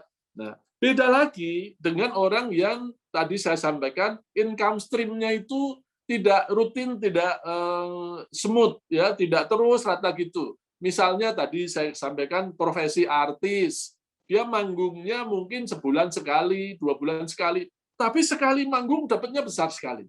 Misalnya dokter, atau konsultan keuangan, atau dia memborong proyek-proyek bangunan itu. Jadi income-nya itu nggak smooth. Nah, yang seperti ini biasanya dia harus kombinasi, ada investasi yang sifatnya jangka pendek yang bisa dicairkan sewaktu-waktu. Karena itu tadi, income stream-nya dia tidak rutin, tidak smooth, ya, sehingga pada saat waduh, ini udah 2 bulan nggak dapat borongan, mungkin perlu ngambil tabungannya. Itu tadi, yang mudah dicairkan, penaltinya kecil, kemudian dendanya juga nggak ada. Jadi akan beda-beda. Kalau bertanya ke saya, apakah saya sebaiknya nyimpen di emas karena emas itu liquid dan dalam jangka panjang trennya naik terus? Oh iya, betul. Tapi kembali kuncinya adalah jangka panjang. Kalau emas itu ditradingkan, risikonya juga tinggi karena harga emas itu berfluktuasi, meskipun trennya naik, tapi dia fluktuasi. Ya, jadi pertanyaannya bagus, tapi saya mohon maaf tidak bisa menjawab secara sederhana karena banyak faktor yang menentukan kita invest di mana. Itu tadi ya, dari sisi kita, kemudian dari pilihan produknya. Barangkali sementara itu, Bu Menti. Ya, karena ini mungkin perlu satu sesi lagi untuk kita diskusi lagi. Pak, Di benar, webinar memang lain lagi. kami juga tadi seperti kata Pak Rektor pasti akan mengundang Bapak kembali ya. Dan tadi Bapak bilang sudah bersedia ya Pak. Terima kasih Pak. Baik Pak, ini ada pertanyaan lagi. Saya kelompokkan lagi saja Pak ya, karena memang waktu kita terbatas ya Pak. Jadi tadi banyak juga mengenai investasi-investasi yang ilegal gitu ya. Ya. Terus jadi pertanyaan ada Pak, apakah kami bisa mendapatkan Pak daftar ya Pak ya, investasi-investasi yang bodong itu? Jadi misalnya ada link. Jadi kan kalau tadi Bapak bilang bisa ngecek ya Pak ya? Bisa. Nah, kalau kami ingin mengetahui daftarnya gitu loh Pak, apakah ada? Terus yang kedua Pak, langsung menutup saja nanti, yaitu mengenai regulasi robot trading Pak. Nah ini ya katanya,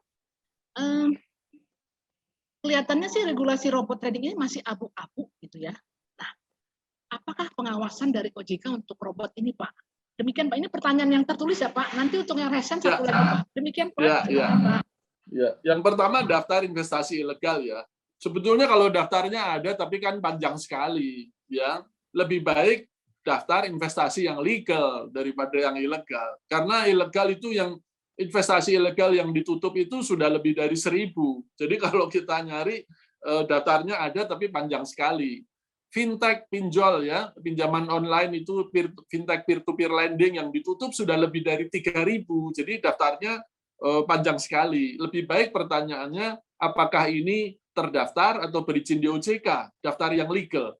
Karena kalau pinjol, pinjaman online, fintech peer-to-peer lending yang terdaftar, berizin di OJK, itu hanya sekarang ini 121, sehingga lebih gampang diceknya. Nah, untuk itu, Anda bisa bertanya tadi kepada, pakai nomor WA saja bisa, yang tadi saya sebutkan, nomornya 081 157 157 157. Silakan dicoba, invite saja sampai muncul ikon kontak 157 dan ketik saja nama yang Anda ingin tahu. Misalnya tadi tunai cepat, dana ini kantong cepat dan sebagainya gitu ya, kantong cash dan sebagainya. Apakah itu legal atau ilegal? itu bisa dicek di kontak 157. Yang kedua, regulasi mengenai robot trading. Ini kembali lagi ya, otoritas jasa keuangan itu dibatasi kewenangannya itu hanya jasa keuangan. Tadi balik lagi. Ada memang profesi-profesi penunjang, karena termasuk misalnya akuntan. Akuntan itu kan bergeraknya juga di sektor keuangan. Dia memberikan opini, memberikan pendapat bahwa laporan ini layak disajikan secara wajar. Kemudian ada profesi-profesi mengenai konsultan keuangan, kemudian yang memberikan rekomendasi untuk investasi dan sebagainya, itu disertifikasi, termasuk nanti kalau konsultan perasuransian dan sebagainya. Itu termasuk di dalam profesi-profesi yang diatur dan diawasi OJK. Nah, mengenai robot, sekarang robot trading ini termasuk jasa keuangan bukan? Ya, robot ini kan bukan yang dijual bukan jasa keuangan, dia advice kan yang dijual, ya kan? Dia itu yang dijual adalah rekomendasi melalui robot. Anda jual beli. Nah, tapi kalau yang sifatnya itu expertise di sertifikasi, ada modul-modulnya, ini memang dapat izin dari OJK dan itu kita atur, kita awasi. Nah, robot-robot ini belum dapat izin, mereka sepertinya seolah-olah instrumen yang sangat pintar. Ya, ini memang belum kita atur dan kita awasi robot-robot ini, tapi ini memang banyak digunakan oleh investor untuk jual beli. Tapi kalau saran saya, ya, sepandai apapun, sesmart apapun, Anda jangan serahkan semua kewenangan trading itu kepada robot. Itu saja, ya, jangan serahkan ini. Oh, ini terserah robot deh. Ini banyak keluhan yang bahwa diserahkan ke robot, ternyata pasar itu arahnya itu berbeda. Pasar itu robot ini kan memang dia smart, tapi tidak punya emosi. Dan pasar itu ada gerakan pasar yang ada namanya sentimen pasar. Itu ada emosinya. Meskipun bisa dibaca robot, tapi banyak keluhan kalau saya robot itu untuk sebagai advisor, ya, advisor. Anda ambil keputusan sendiri itu lebih baik. Tapi memang peraturannya karena dia bukan produk keuangan, ya, bukan produk keuangan, kembali lagi, bukan jasa keuangan, jadi memang dia belum termasuk yang diatur dan diawasi oleh OJK. Mungkin itu, Bu Menti. Ya, baik Pak. Wah, terima kasih sekali Pak. Kami dapat tambahan ilmu pengetahuan nih Pak. Ya. Anda banyak sekali menawarkan robot memang Pak. Ya, ya, tapi kalau sebagai advisor, nggak apa-apa, itu advisor. Tapi jangan kita berikan otorisasi kepada robot full untuk mentradingkan saham kita. Baik. Karena banyak keluhan, itu aja. Baik Pak, terima kasih banyak. Nah, yang terakhir pertanyaan ini untuk raise hand ya. Silakan. Iya. Terakhir ini. Nah, ini sudah ada Kenneth ya, Kenneth. Silahkan Kenneth. Baik, selamat pagi Pak Tirta, selamat pagi Bu Selamat Aditya. pagi. Pak, permisi Pak, saya mau menanyai tentang makroekonomi, boleh Pak? Oh, boleh. Oh ya Pak. Jawabannya Okay. nanti yang belum tentu. Nggak Ya, apa-apa, Pak. makroekonomi Okay. silakan. Mungkin saya jabarkan dulu pertanyaan saya ya Pak. Dengan Ya, adanya pertumbuhan GDP atau produk domestik bruto sebesar 7,07% secara year on year pada tahun Agustus kemarin, pada bulan Agustus 2021 kemarin, Bank Sentral Indonesia mengatakan bahwa itu merupakan langkah awal dari pemulihan ekonomi dari kondisi ekonomi yang belum pasti tahun ini. Nah, dan pada tahun 2022 juga Bank Indonesia telah mempublikasikan bahwa mereka memproyeksikan akan ada peningkatan ekonomi sebesar 5-5,05% pada tahun 2022 secara year on year. Nah, dengan mempertimbangkan segala hal yang ada seperti mobilitas masyarakat yang dapat menggerakkan pergerakan ekonomi, dan itu merupakan salah satu komponen dalam pemulihan ekonomi yang baik juga.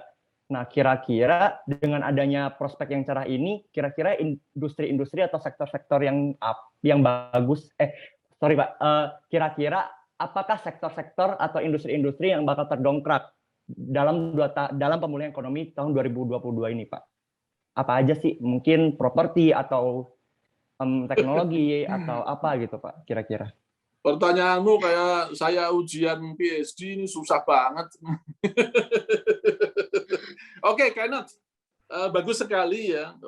Ternyata kamu luar biasa ini, pemerhati soal makroekonomi, pemulihan ekonomi kita. GDP 7,07 itu kan di triwulan 2 ya, year on year. Jadi bandingannya dengan triwulan 2 tahun lalu ya, tahun ini. Kalau quarter to quarter lonjakannya memang tinggi ya, ini bagus. Ini betul kata Kenneth yang mengquote Bank Indonesia, ini langkah pemulihan ekonomi sudah terlihat karena tumbuhnya positif ya.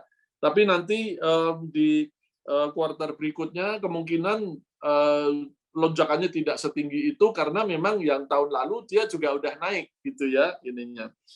Mobilitas tinggi lah, memang ke depan diprediksi bisa pertumbuhan overall setahun 2022 itu bisa di atas 5% dan sebagainya. Lalu industri apa? Nah, ini yang menarik ini. Ini aku udah tahu pertanyaannya, investasinya di saham apa ini gitu ya, keuangan atau properti atau apa gitu ya.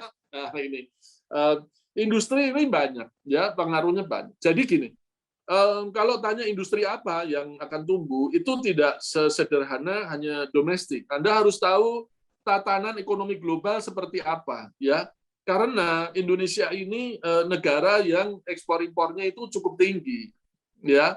Kita juga nah kalau misalnya peluang untuk ekspor, kalau di negara lain ini butuh barang, mereka harus impor minyak sawit dari Indonesia besar, mereka garment dan sebagainya. Dorongan itu kita harus buka, harus lihat. Misalnya importir produk Indonesia atau Indonesia ekspor ke US, misalnya ya. Kalau ke Tiongkok itu ekspornya bahan baku. Kalau Tiongkok sekarang ekonominya sudah mulai bangkit, dia butuh bahan baku dari mana? Dari Indonesia. Bahan baku yang diperlukan apa? Biji logam atau apa? Nah, itu industri yang kita bisa berpotensi tumbuh, ya. Jadi saya kalau sekarang saya tidak bisa menjawab secara instan karena harus melihat perkembangan dunia secara global, ekonomi, kita ekspor ke Amerika, kita ekspor ke ini seperti apa. Yang kedua, kalau kita langsung ekonominya, mobilitas ini kembali normal, kira-kira sektor mana dulu yang akan tumbuh tinggi? Apakah pariwisata, hotel-hotel, travel bureau, transportasi maksud saya, apakah komunikasi akan tinggi? Anda harus lihat itu. Jadi saya tidak bisa menjawab secara instan juga karena banyak faktor ke depan yang akan menentukan. Dan ini dunia ini sekarang berubahnya sangat cepat. Anda coba ikut monitor ya, kira-kira industri apa yang bisa kalau bergeraknya itu ekspor. Anda lihat US, Eurozone itu memerlukan impor apa dari Indonesia, apakah Indonesia bisa bergerak? Nah, itu industrinya, ya. Kemudian apakah nanti di domestik ini kalau mobilitas sudah terbuka secara leluasa, anak muda akan mulai traveling lagi, jalan-jalan ke seluruh destinasi wisata. Nah, itu hotel-hotel mulai beroperasi, tapi baru mulai beroperasi ya, gitu ya. Apakah mereka akan menguntungkan dengan persaingan baru? Apakah bisnis online? Anda harus lihat semua. Jadi saya itu jawabannya nggak sederhana. Saya bilang itu kayak kita ujian PhD aja itu pertanyaannya. Itu ya. Jadi saran saya ini faktornya banyak. Anda harus perhatikan itu. Ya saya nggak bisa menjawab mana yang ini belum bisa saya jawab. Mohon maaf. Baik Pak, terima kasih. Sama-sama. Terima kasih pertanyaannya bagus sekali. Baik Pak Tirta, terima kasih. Ini adalah modal mahasiswa yang baik ya Pak. Ya, tahu ya Pak ya. Nah, jadi baca nanti Kenneth ya, buku yang dari OJK Kenneth itu ada di perpustakaan ya, baca nanti ikut kuliah, mata kuliah literasi keuangan dan investasi Kenneth ya. Nanti ada makin jelas lah ya, kira-kira begitu. Baik. Nah, dengan demikian selesai sudah sesi tanya jawab. Kita tentunya sangat mendapatkan inspirasi yang luar biasa dari Bapak Tirta. Mari bersama-sama kita beri aplaus ya dengan memberikan reaksi atau tepuk tangan juga boleh ya kepada Bapak Tirta. Terima kasih ya Pak. Terima kasih. Terima kasih semuanya. Baik, nah selanjutnya pada kesempatan ini juga kami akan memperkenalkan UKM yang sudah terbentuk di ITHB, yaitu Harapan Bangsa Smart Investor, di mana tujuan dari UKM ini adalah bersama-sama belajar dalam mempraktekkan ilmu literasi keuangan dan investasi. Mari kita dengarkan salah satu anggota dari UKM ini. Baik, terima kasih Bu Menti atas waktunya. Oke. Pertama-tama saya ingin mengucapkan selamat siang pada para hadirin yang sudah hadir di Zoom webinar pada siang hari ini. Pertama-tama saya ingin memperkenalkan diri saya terlebih dahulu. Perkenalkan, nama saya Thomas Budi Santosa dan saya adalah mahasiswa dari Institut Teknologi Harapan Bangsa, Bandung. Pada kesempatan kali ini saya akan memperkenalkan kepada para hadirin apa sih itu Harapan Bangsa Smart Investor. Kami adalah kelompok peminat dan juga pembelajar di dunia investasi dan bisnis yang awalnya kami senang berdiskusi di kelas mengenai investasi dan juga bisnis. Dari diskusi di kelas tersebut, kami menemukan bahwa kita akan lebih cepat mahir berinvestasi, khususnya di saham, reksadana, dan bahkan bonds, bila kita memiliki waktu khusus untuk berdiskusi dengan mereka yang sudah berpengalaman. Tim kami ini akhirnya bukan hanya berhenti di diskusi itu saja, tetapi tim kami memutuskan untuk melakukan berbagai proyek-proyek investasi. Pada proyek yang pertama, kami mencoba menemukan peluang saham yang menarik di Bursa Efek Indonesia dengan cara menganalisis saham-saham yang termasuk dalam indeks LQ45. Kami mencoba menerapkan berbagai teori-teori keuangan, khususnya teori portofolio modern dan juga diversifikasi. Lalu kami membandingkannya dengan berbagai praktek oleh taipan atau investor-investor terkaya di dunia, seperti contohnya Warren Buffett dan juga Charlie Munger. Lalu tidak lupa ada contoh investor terkenal di Indonesia seperti Lo Keng Hong. Hasilnya, kami menemukan setidaknya ada 7 saham di antara LQ45 yang memiliki potensi sangat menarik karena saat ini dinilai pasar dengan harga yang sangat murah. Lalu, pada proyek investasi lainnya, kami juga mencoba untuk melihat secara mendalam mengenai cryptocurrency, yang menjadi salah satu alat pembayaran digital. Kami menemukan bahwa cara kerja cryptocurrency cukup unik dalam bentuk blockchain, di mana ini merupakan salah satu bentuk database yang menampung banyak data dan dimasukkan ke dalam satu blok. Kami juga mendapatkan berbagai keunikan dari masing-masing poin teratas yang banyak diklaim oleh para trader atau investor untuk akhirnya nanti diinvestasikan dalam jangka panjang. Seperti contohnya ada Bitcoin, Dogecoin, XRP, Ethereum, dan juga BNB.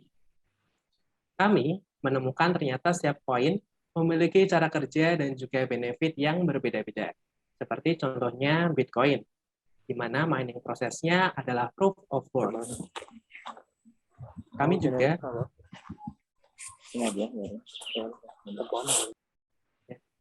juga menemukan salah satu keunikan XRP adalah dapat digunakan oleh bank untuk transfer internasional dengan kecepatan dan juga kapasitas penanganan yang cepat.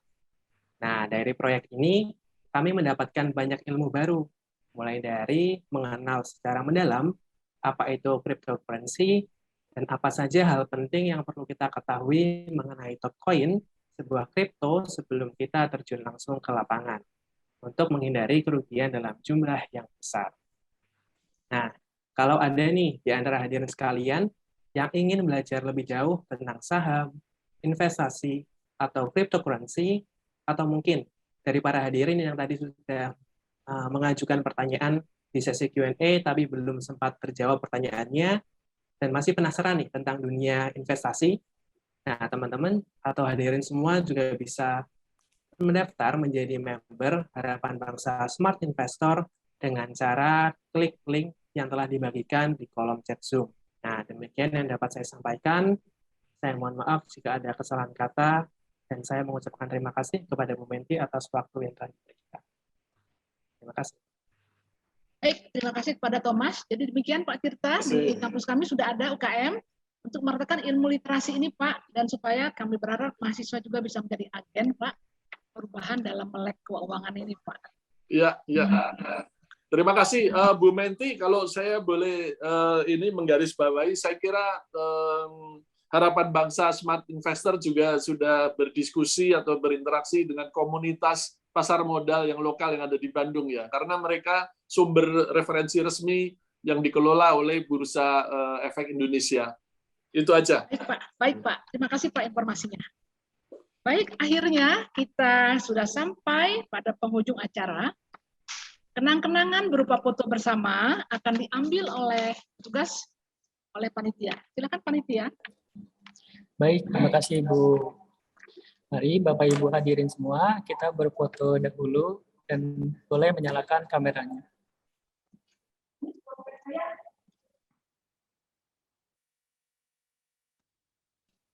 Kita akan berfoto 3 kali sesuai aba-aba saya dan jangan lupa senyum ya.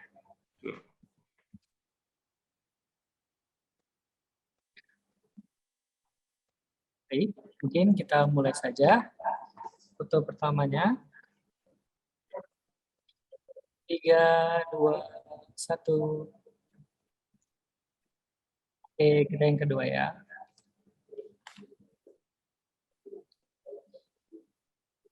3, 2, 1, cheese. Baik, yang terakhir. Jangan lupa senyum. 3, 2, 1. Baik, sudah. Terima kasih. Saya kembalikan ke Ibu Menti. Nah, dengan demikian, usailah sudah webinar kita. Kita sangat bersyukur karena waktu sekitar 1,5 jam ini kita mendapatkan tambahan ilmu pengetahuan menurut saya ya, sehingga memberikan inspirasi kepada kita untuk dapat mengelola keuangan kita lebih bijaksana lagi, terutama juga kita lebih melek literasi keuangan. Sekali lagi terima kasih banyak Pak Tirta. Terima kasih banyak juga kepada para hadirin yang telah hadir menyempatkan diri mengikuti webinar yang diadakan oleh ITHB. Selamat siang. Sampai bertemu lagi di webinar ITHB yang akan datang. Tentunya Pak Tirta tadi sudah bersedia untuk dengan senang hati. Sesi investasi. Terima kasih. Selamat siang. Terima kasih semuanya. Terima kasih banyak.